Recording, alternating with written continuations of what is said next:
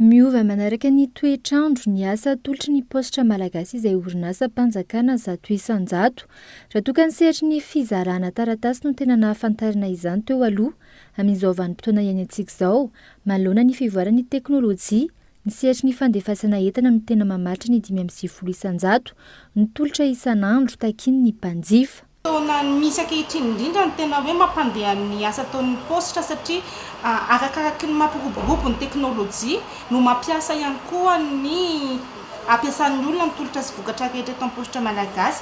Ny anton'izay dia tsotra, ny olona izao efa manomboka miantsena en ligne hozy izy tsika. Ny fiantsenana no mety azo atao amin'ny alalan'ny internet.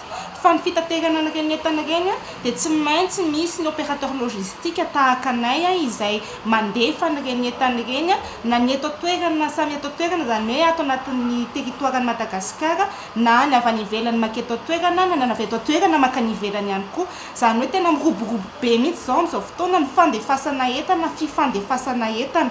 Ny fandefasana taratasy ny mety hoe mihena satria raha antsika malala fa efa maro fitaovan-tserasera azo ampiasaina. Raha ny antontanisa raha toa ka fandefasana entana manodidina ny 700 isan'andro no niainga eto Antananarivo, 3 taona lasa izay, amin'izao mananika ny 1000 izany.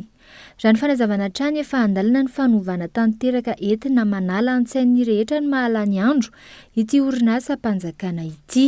Manarina ihany koa ireo mety lesoka rehetra ary tena ao anatin'ny firoborobona tanteraka ny paositra malagasy izao satria raha hitantsika mandeha ny amin'ireny paositra eto Antananarivo na ny faritany ireny dia saika ao anaty fanamboarana daholo ny biraon'ny paositra ankehitriny, hanatsarana endrika na ny endrika ivelany io na ny fomba fandraisana mpanjifa io dia efa niova tanteraka izany ny paositra malagasy izao hoentina hanovana indrindra izay fomba fahitan'ny olona izay hoe efa lany andro ve sa hoe efa lozany toetr'andro ny paositra malagasy. Ny tiana ho tenenina ao anatin'izay rehetra izay izany dia hoe mivoatra arakaraky ny filana sy arakaraky ny toetr'andro ny tolotra sy vokatra atolotra eto amin'ny paositra malagasy fa tsy mionona fotsiny amin'ny fivarotana adzia sy ny fanofana boaty postale fotsiny tahaka ny taloha. Raha ny fanadihadiana natao mianto tena ny paositra malagasy na orinasa mpanjakana aza, tsy misy tedi-bola avy amin'ny fanjakana miditra ao aminy hatreto.